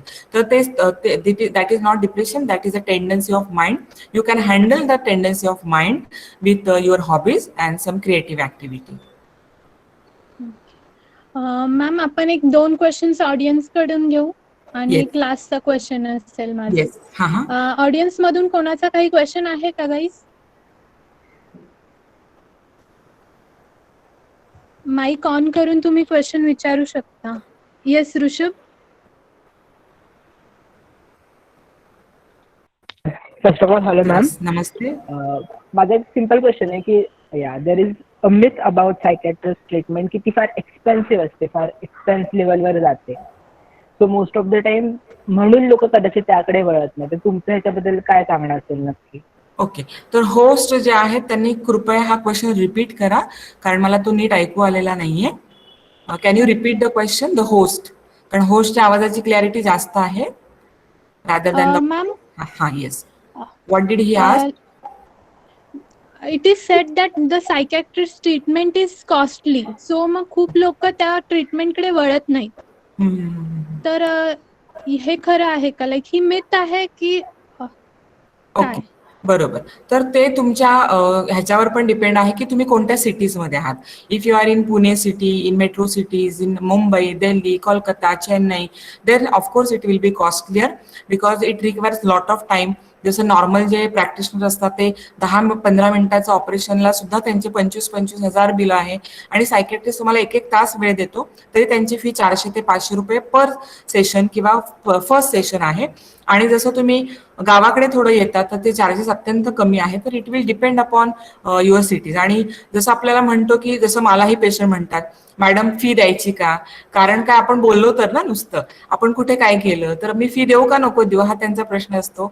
तर त्याच्यामध्ये आहे की बरेच जे ओल्ड एज लोक आहेत किंवा ज्यांचं खरंच फायनान्शियल क्रायसिस आहे, प्रॉब्लेम्स आहे, त्यांना आम्ही फ्री पण ट्रीटमेंट देतो. कारण ओल्ड एजमध्ये त्यांच्याकडे स्वतः ते स्वयंभू नसतात मनीसाठी, तर ते आपण करतो. ज्यांना अगदी जमत नाहीये त्यांना आपण फ्रीमध्ये देतो, पूर्ण डिस्काउंट देतो, त्यांना प्रमोशन देतो, या सगळ्या गोष्टी तर आपण करतोच. पण बाकीच्या ज्या फील्ड आहेत त्या नेमकी किती फीस ठेवतात आपल्याला माहित नाही. पण जर आपलं आयुष्य बदलणार असेल तर काहीच हरकत नाही. जर आपलं अपेंडिक्स आहे आणि appendix, of course you have to choose a good psychiatrist in your city, or the psychiatrist which also do the counselling and other therapies. म्हणजे ऍडजन थेरपीला सुद्धा प्रमोशन करणाऱ्या सायकॅट्रिस्टकडे तुम्ही जायला पाहिजे, फक्त औषधांकडे फोकस करण्यापेक्षा. तर हे बेटर राहील. आणि म्हणजे तुम्ही स्वतःला काय करायला पाहिजे, किंमत द्यायला पाहिजे. Yes, you have to give value to your self, your mind. म्हणजे याचा अर्थ काय होतो की आपण शरीराला किंमत देत आहोत, आपण कुठल्याही ऑपरेशनला 50-60 हजार 1 लाख खर्च करायला तयार आहोत. पण मनाची गोष्ट आली, जे दिसत नाहीये आणि जे कळतही नाहीये त्याची काय ट्रीटमेंट घ्यायची, कशी द्यायची, तर त्याच्यासाठी आपल्याला असं वाटतं की आपण जास्त फीज नको द्यायला. तो दिस is devaluing your mind. So we have to value our mind, value our respect, value and respect to the therapy of that psychiatrist. तो सायकॅट्रिस्ट जो तुम्हाला ट्रीटमेंट देत आहे त्याचे पण किंमत आणि रिस्पेक्ट आणि व्हॅल्यू त्याच्या स्किलची आणि तुमच्या मनाची, या 2 व्हॅल्यू जेव्हा तुम्ही करता तेव्हा तुम्हाला नक्कीच ती गोष्ट जास्त कॉस्टली नाही वाटणार. Yes, any other question? Yes ma'am. Yes, Shubham Patil, you have a Hello. question. Yeah. Yes yes. Hello, good hello, good evening. Ma'am आवाज येतोय का? हा, थोडा येतोय, मला नाही आला तर होस्ट सांगेल. हा, Yes. Shubham. Okay ma'am. Ma'am आता जर बघितलं तर आपण आता पॅन्डेमिक सिच्युएशन मधनं वगैरे चाललेलं आहे, बरोबर? तर आता न्यूज चॅनल वगैरे जर बघितले तर न्यूज फक्त कोरोना बद्दलच असते. राईट. आणि त्याच्यामध्ये फक्त एवढं सांगितलं जातं की म्हणजे त्यांचं जो सांगण्याची पद्धत जी असते ती फार म्हणजे असं घाबरवण्याची असते. की जर बघितलं तर आज इथले कोरोना बाधित मुंबईमध्ये, तर असं ते सांगत असतात. हो. तर आता कसं आहे की जे आपण आधी बिफोर क्राइस्ट बीसी म्हणून वापरलं जायचं, आता बिफोर कोरोना आणि आफ्टर कोरोना, तर जे लोकांची मेंटल सिच्युएशन जे असेल या वातावरणामुळे, तर ती कशी असणार आता येणाऱ्या काळात? बर, म्हणजे हे माझ्या लक्षात आलं की मीडियामध्ये जे आहे ते एक्झॅजरेटेड रिस्पॉन्स, जसं म्हणतो ना ड्रॅमॅटिक. आपण एखादा नाटक बघायला जातो किंवा ड्रामा जो कसा असतो इमोशनल, पूर्ण इमोशनल, तर मीडिया चॅनल आपण जेव्हा बघतो तेव्हा 1च मिनिटाची गोष्ट ते अर्धा तास खुलवून मिर्च मसाला लावून सगळ्या गोष्टी, आणि it affects our health, mental health. So you avoid those all news channels, right? जर तुम्हाला खरंच आयुष्यामध्ये पुढे जायचं असेल तर साधा न्यूजपेपर जो रोज सकाळी आपल्या दारात पडतो त्याच्यामध्ये ऑथेंटिक, ऑलमोस्ट 50-60% ऑल द ज्या बातम्या असतात त्या ऑथेंटिक असतात. आपण फक्त हेडलाईन्स वाचतो, खालच्या बातम्या वाचतो आणि ओके सोडून देतो. तर it saves our time, it saves our energy, right? आणि it gives a authentic information to you. दिवसभर ते डोक्यात घेण्याची गरज नाही, दुसऱ्या दिवशी सकाळी आपण व्यवस्थित ती बातमी वाचू शकतो. तो अवॉइड न्यूज चॅनेल. बऱ्यापैकी माझ्या स्वतःच्या आयुष्यात लहानपणापासून मी टीव्हीच पाहिलेला नाहीये. कधीतरी अगदी श्यामच्याई असे काही मूवीज, रामायण, महाभारत, म्हणजे अगदी थोड्या गोष्टी आम्ही पाहिल्यात. आजही मी न्यूज चॅनल वगैरे अशा गोष्टी खूपच टाळते. कधीतरीच अगदी महत्वाचं असतं किंवा काही पॉझिटिव्ह प्रोग्राम्स असतील तरच आम्ही ते बघतो. कारण लेडीजमध्ये आपण बघतो की ते सिरियल्स बघतात आणि त्यांची टेंडन्सी तशी, because it impacts your mind, it impacts your mental health. So you have to avoid, ते आहे. आणि तो शेवटचा प्रश्न होता तो मला फारसा कळला नाही, पण जेवढा कळला की बिफोर कोरोना आणि आफ्टर कोरोना कसं मेंटल हेल्थ असणार आहे, असाच प्रश्न आहे का तो? Host, can you help me? हा, येस मॅम. Okay, yes. तर बिफोर कोरोना आणि आफ्टर कोरोना. तर कोरोना आता आपण पाहिलं की एक पॅन्डेमिक आलेली आहे. आता त्याचं कम्युनिटी स्प्रेड चालू झालंय इंडियामध्ये. पहिला आपण मार्च पासून आतापर्यंत लॉकडाऊनच्या अनेक फेजमध्ये गेलो तर अत्यंत कमी केसेस आपण पाहत होतो, तर that was not community spread. आणि आता आपण जुलैमध्ये, जूनमध्ये, जुलैच्या mid of the July, end of the जुलैला आलो आहोत, तर मार्च, मे, जून, तर आपण खूप सारं चांगली गोष्ट सगळ्या देशभराने केली आहे, लोकांनी केली, ती कौतुकाची गोष्ट आपल्या सगळ्यांसाठी. We can pat on us. पण आता कम्युनिटी स्प्रेड झाल्यामुळे आता आपण सगळ्यांना जास्त काळजी घ्यायला पाहिजे ऑफकोर्स, पण न घाबरता, कारण शेवटी ती पॅन्डेमिक आहे, त्याचा एक स्पिरिच्युअल पण बेस असतो, त्याच्या सगळ्या गोष्टी त्याच्या पाठीमागे असतात. हे एक नॅचरल डिझास्टर पण आहे. तर आता सगळ्यांनी न घाबरता त्याला सामर्थ्याने समोर जायला हवं, त्याच्याकडे पॉझिटिव्हली बघायला पाहिजे. आता कसं झालेलं आहे, कोरोना झाला म्हटलं की लोकांच्या भुवया उंचवतात. पूर्वी पाहुणे, नातेवाईक, फोन कॉल्स, ह्या सगळ्या गोष्टी अत्यंत चांगल्या पद्धतीने होत होत्या. आता ते घरात कोणी आलं तरी नको वाटतं, कोणी येतच नाहीये तसं लॉकडाऊनमुळे. पण आम्ही डॉक्टर असल्यामुळे काही लोक येणं किंवा पेशंट या गोष्टी चालू आहेत, तेव्हा भीती वाटायला लागते किंवा हे असं नसायला हवं, कारण आपण काळजी सगळी घ्यायची. सोशल डिस्टन्सिंग आहे, हात चांगल्या सॅनिटायझेशननी धुणं, फेस प्रोटेक्ट करणं, स्वतःला प्रोटेक्ट करणं, ह्या सगळ्या गोष्टी आपण करतच आहोत आणि त्या अगदी व्यवस्थित करायला पाहिजे. जोपर्यंत जितके लॉकडाऊन आपल्याला फ्युचरमध्ये असणार आहेत, आणि ते असणारच आहेत, कारण आता कम्युनिटी स्प्रेड चालू झाला आहे, तर आपण ते सगळं फॉलो करायला पाहिजे. कारण ह्या वर्षभराचं आपलं एम काय आहे? Survival, life survival. जेव्हा लाईफ सर्व्हायव्हल होईल तेव्हा नेक्स्ट इयरमध्ये पुन्हा आपण आपलं करिअर आहे, त्या सगळ्या गोष्टी आपण पुन्हा त्याच्यामध्ये आपण करणारच आहोत, चांगल्या गोष्टी. तर आपल्याला हा काही वेळ, जसं 1897-98च्या सालामध्ये, 1917-18 मध्ये अशीच एक फ्लूची पॅन्डेमिक आली होती, तेव्हा ती जवळजवळ 2.5 वर्ष चालली होती, बरोबर. आता तर आपले एक चीन पासून आपण स्टार्ट केली जर म्हणतो, तर आता आपण एक 7-8 महिने झालं, मागच्या नोव्हेंबर पासून आपण धरूयात, जेव्हा फक्त वुहानमध्ये होतं, आणि आता जर आपण बघितलं की 7-8 महिने झाले, तर आपल्याला we have to live with corona. तर आपण हा जो वेळ मिळालेला आहे, आपण स्वतःसाठी आपली क्रिएटिव्हिटी वाढवण्यासाठी करायला पाहिजे, आपले सगळे स्किल्स वाढवण्यासाठी करायला पाहिजे, फोकस प्लॅन तयार करण्यासाठी करायला हवा. आणि कोरोना झाल्यानंतर तर ऑफकोर्स सगळे जल्लोषात असणार आहेत, चांगल्या गोष्टी असणार आहेत, आनंद वाटणार आहे की चलो वी हॅव सर्व्हाइव्ड, आणि आता आपल्याला पुढे अजून संधी आहेतच आहे, त्या सगळ्या गोष्टी आहेत. पण ज्यांना कोरोना झाल्यात already, they are great saviours, warriors, कारण त्यांच्यामध्ये प्लाझ्मा आहेत, अँटीबॉडी, अँटीजन्स, तर ते सगळे आपल्याला हेल्पफुल असणार आहेत. तर जे कोरोना होऊन गेले लोक, त्यांच्याकडे पॉझिटिव्ह ॲटिट्यूड असायला पाहिजे, उलट त्यांच्याकडे खजिना आहे आता, जे सगळे. आणि आपण बघतो की वाचणारे जास्त आहेत, बरोबर. आता जरी आपला 1 लाख 1.25 लाखच्या आसपास आपला आकडा चाललेला आहे, पण त्यात ते 87,000 लोक बरे झालेले आहेत आपल्या इंडियामध्ये. तर ह्या 87,000 लोकांमध्ये काय आहे? खजिना आहे. कशाचा खजिना आहे? प्लाझ्मा. हे आपण वापरू शकतो. तर कोरोनाकडे पॉझिटिव्हलीच बघायचं आहे सगळ्या गोष्टींनी. ठीक, आपण ऑफकोर्स वी हॅव कंपॅरिझन, जे 27,000 लोकांचं डेथ झालेली आहे, किंवा त्यांचे घरचे लोक, त्यांची सगळी family, we have of course compassion. पण आपण ह्या नॅचरल डिझास्टर्स टाळू नाही शकत. सध्याला आपण काय करू शकतो? नॅचरल डिझास्टरला आपण फेस पॉझिटिव्हली आणि खूप क्रिएटिव्हली कसं करायचं हे आपण शिकू शकतो. त्यामुळे आफ्टर कोरोना आपण त्या लोकांना पॉझिटिव्हली बघायचं, एक चांगली गोष्ट. आणि ह्या कोरोनाच्या सगळ्या लॉकडाऊनच्या पिरियडमध्ये आपण स्वतःला किती मास्टर केलं, वेगवेगळ्या कला, कृती, creativity, hobbies, education, online courses, मागच्या काही आपल्या राहिलेल्या गोष्टी, फॅमिली, चांगले रिलेशनशिप, फ्रेंडशिपच्या सगळ्या ज्या, जसं दिवाळी दसऱ्यामध्ये आपण सगळं घर उरकतो आणि पुन्हा एक नवीन गोष्ट तयार करतो, नवीन छान आपलं घर आवरलेलं दिसतं, तसं आपलं पूर्ण आयुष्य आपल्याला उरकायला किंवा इरेज, किंवा जसं आपण कॉम्प्युटर एक चांगल्या पद्धतीने अँटीव्हायरल करून टाकतो, त्याच्या सगळ्या गोष्टी करतो, तसं आपलं पूर्ण लाईफ आपल्याला इरेज करायला, ज्या नको असलेल्या गोष्टी काढून आपल्याला हव्या असलेल्या गोष्टींकडे बघण्यासाठी याचा चांगला उपयोग होईल. जो पिरियड असेल तो आज आपल्याला माहित नाहीये. So we have to have be very patient, very tolerant, very positive, creative, आणि blessing to all those people, and with a good compassion to all corona affected people and all the families, as well as इतके सारे nurses आहेत, doctors आहेत, ते खूप जीवतोडीने त्या कोरोनाच्या पेशंटची काळजी घेत आहे. आमची स्वतःची कोविड ड्युटी आहे फलटणमध्ये, रेग्युलरली ते कोविड ड्युटीज असतात, आणि ते एक सफाई कामगार आहेत, त्यांना तर ते सगळे पीपीटी किट जे आहेत सफाई करायची आहे. तर या सगळ्या गोष्टींना आपण पॉझिटिव्हली बघून त्यांना स्ट्रेंथ येईल असंच आपला थॉट फॉर्म ठेवायचा आहे. जसं ट्रॅफिक असतं ना, एकदम ट्रॅफिक जाम झालं की आपण सगळेच अडकतो आणि मग कोणच कुठे जाऊ शकत नाही. आपले 2-3-4 मुंबईला पूर्वी एक्सप्रेस हायवे नव्हता, आम्ही मुंबईला जायचो तेव्हा लिटरली 6-6 तास एसटी त्याच ठिकाणी असायची. ट्रॅफिक झाल्यामुळे 6 तास वी आर स्टक. तसंच आता समजायचं की कोरोनामुळे जे ट्रॅफिक झालंय सगळीकडे, वी ऑल आर स्टक. पण स्टक झालं तर आपल्याला ते पॉझिटिव्हली घ्यायचं आहे.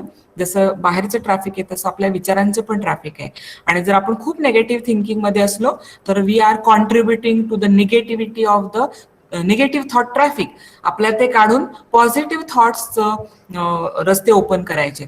तर आपल्या सगळ्यांची जिम्मेदारी आहे जास्तीत जास्त पॉझिटिव्ह थिंकिंग करणं, जास्तीत जास्त राईट ॲटिट्यूड, राईट पर्स्पेक्टिव्हनी आणि क्रिएटिव्हली ह्या गोष्टींकडे बघणं. Yes, okay. मॅम आता हा लास्ट क्वेश्चन माझा. येस. आपल्या युथला तुम्ही काय मेसेज द्याल एक मानसोपचार तज्ञ म्हणून? येस. सगळ्यात पहिल्यांदी तर विश्वकर्मा इन्स्टिट्यूट तू होस्ट आहे, तुझं पण कौतुक. तुमच्या या सगळ्या ऍक्टिव्हिटीजचं खूप सारं कौतुक आणि आभार आहे की तुम्ही ही खूप चांगली रिज्युनेटिंग राष्ट्र ही जी सुंदर ऍक्टिव्हिटी चालू केली आहे तिला खूप मोठ्या प्रमाणात प्रतिसाद मिळू देत, खूप लोकांना त्याचा फायदा मिळू देत, स्टुडंट्सला त्यांची स्ट्रेंथ मिळण्यासाठी फायदा मिळू देत आणि खूप साऱ्या शुभेच्छा या तुमच्या उपक्रमाला. मला खूप आनंद होत आहे की ही युथ कुठेही खाली न बसता, मागे न सरकता ह्याचा चांगला फायदा घेऊन पुढे सतत चालल्या. तर हीच महत्वाची गोष्ट आहे. युथला जे निसर्गाने एक जी शक्ती दिलेली आहे, एक एनर्जी दिलेली आहे, क्रिएटिव्हिटी, एक खूप पॉवर हाऊस आहे. जसं आपण ओल्ड लोक बघतो तर त्यांचं सगळं स्लो डाऊन झालेलं असतं. लहान मुलं असतात त्यांच्याकडे खूप एनर्जी असते पण त्यांना दिशा नसते किंवा त्यांना तेवढी मॅच्युरिटी नसते. पण युथ हा जो असा पिरियड आहे, वयवर्ष 18 पासून वयवर्ष 40, आपण म्हणतो की हा फुल युथ पिरियड आहे. तर वयवर्ष 18 ते वयवर्ष 40-45 पर्यंत हा जो युथ आहे आणि हा युथमध्ये प्रचंड एनर्जी असते, प्रचंड पॉझिटिव्हिटी, प्रचंड क्रिएटिव्हिटी, काहीतरी करण्याची धमक, हार्मोन्स खूप स्ट्रॉंग असतात. टेस्टोस्टेरॉन, सगळ्या प्रकारचे पॉझिटिव्ह हार्मोन इतके स्ट्रॉंग असतात की आता ह्याचं करू काय, हे जसं कुकर आहे आणि खूप वाफ तयार झाली तर शिट्ट्या व्हायला लागतात, तसं youth is full of positivity, full of creativity. तर ह्याला दिशा द्यायची आहे. सगळ्यात महत्वाचं ह्याची क्रिएटिव्हिटी आपल्या ह्या youth is a contribution to the society, to the earth. तर आपली ही युथ पॉवर जी आहे त्याचा उपयोग आपल्या स्वतःला, आपल्या घरच्यांना, आपले नेबर्स, आपले रिलेटिव्ह, आपले फ्रेंड्स, आपण जिथं राहतो ती आपली कर्मभूमी, आपल्या महाराष्ट्राला, आपल्या इंडियाला आणि पृथ्वीला कसा झाला पाहिजे हा फोकस सगळ्यांनी केला पाहिजे. आणि त्याच्यासाठी पहिलं जे वाक्य मी सांगेल, believe your self. Believe your self. Second वाक्य सांगेल, आयडेंटिफाय युअर युनिकनेस. प्रत्येकाला ईश्वराने एक युनिक पॉवर दिलेली आहे, युनिक क्वालिटी दिले. Identify your uniqueness, believe your self. तुमचा युनिकनेस आयडेंटिफाय करून त्याचे स्ट्रेंथ बनवा, त्याच्यावरच चढून तुमच्या आयुष्यामध्ये दमदार लक्ष ठरवा, गोल ठरवा. मग ते गोल 5ही ठरवा, फिजिकल लेवलला, इमोशनल आणि मेंटल लेवलला, फायनान्शियल आणि करिअर लेवलला, रिलेशनशिपच्या लेवलला आणि स्पिरिच्युअल लेवलला. 5ही लेवलला तुमचे गोल्स ठरवा. जोपर्यंत ते गोल अचीव्ह होत नाही तोपर्यंत सातत्याने त्याचा मागोवा करा. त्याच्यासाठी right attitude, right action plan, right energy तुम्हाला लागणार आहे आणि त्याचा मागोवा आपल्याला तो सातत्याने करायला पाहिजे. चौथी गोष्ट मी सांगेल, बॅलेन्स. कुठेही एक्सेसिव्हनेस न करता, अति तेथे माती असं म्हणतात, तर आपल्या सगळं लाईफ जे आहे पास तिथे आपल्याला बॅलेन्स असायला हवा आहे. तर हेच मी युथसाठी मेसेज देईल की आपल्याला कसा बॅलेन्स ठेवायला लागेल. Right? Yes ma'am. It was a very nice seminar. तुम्ही एवढा वेळ काढून आमच्यासाठी आलात, आम्हाला मानसिक दृष्ट्या निरोगी बनवण्यासाठी तुम्ही वेळ दिलात, त्यासाठी खरंच खूप धन्यवाद. आणि guys, anyone of you want to give a review on the webinar? आणि स्पिरिच्युअल बेस असायला हवा. अजून एक जे महत्वाचं तुम्हाला सांगेल की प्रत्येकाला एक चांगला स्पिरिच्युअल बेस असायला हवा. मेडिटेशन आपण आत्तापासूनच ते करायला हवं. मी लिंक पाठवेल. ह्या जे मला सांगितलं, ज्यांनी अप्रोच केला आहे ते लिंक तुम्हाला पाठवतील. नक्की ह्या मेडिटेशनचा तुम्ही फायदा घ्या. राईट? आणि खूप सातत्याने शिकत राहायला हवं. शिकणं कधी थांबवायचं नाहीये, शेवटपर्यंत आपल्याला शिकत राहायचं आहे. Yes. So anybody want to get review, give review?